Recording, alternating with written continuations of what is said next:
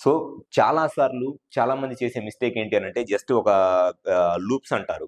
ఒక magnification glasses లాగా పెట్టుకొని ఈ మైక్రో సర్జికల్ వారికోసిలెక్టమీ చేపించుకుంటారు.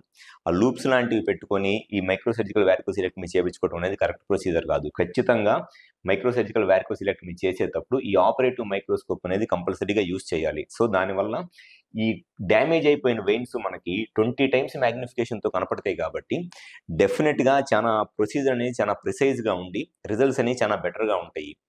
అండ్ ఈ మైక్రో సర్జికల్ వారికోసిలెక్టమీ చేసేటప్పుడు ఆపరేటివ్ మైక్రోస్కోప్‌తో పాటు 20 మెగాహెర్ట్జ్ ఇంట్రా ఆపరేటివ్ డాప్లర్ అంటారు. ఈ 20 మెగాహెర్ట్జ్ ఇంట్రా ఆపరేటివ్ డాప్లర్ కూడా ఖచ్చితంగా యూజ్ చేయాలి. సో, ఖచ్చితంగా ప్రొసీజర్ చేసేటప్పుడు మైక్రోస్కోప్ ప్లస్ ఈ ఇంట్రా ఆపరేటివ్ డాప్లర్ కూడా యూజ్ చేస్తేనే కరెక్ట్‌గా ప్రొసీజర్ చేయగలం.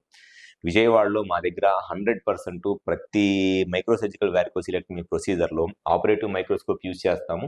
అండ్ ఈ 20 మెగాహెర్ట్జ్ ఇంట్రా ఆపరేటివ్ డాప్లర్ కూడా యూజ్ చేస్తాం కాబట్టి మా దగ్గర ఈ ప్రొసీజర్ చేపించుకున్న చాలామంది పేషెంట్స్ వాళ్ళ టెస్టిస్ మళ్ళీ నార్మల్ ఫంక్షన్‌కి వచ్చి స్పెర్మ్ కౌంట్ అంతా నార్మల్‌గా ఇంప్రూవ్ అయ్యి ఆ కపుల్‌లో నార్మల్ ప్రెగ్నెన్సీ రావడానికి చాలా ఎక్కువ అవకాశం ఉంటది.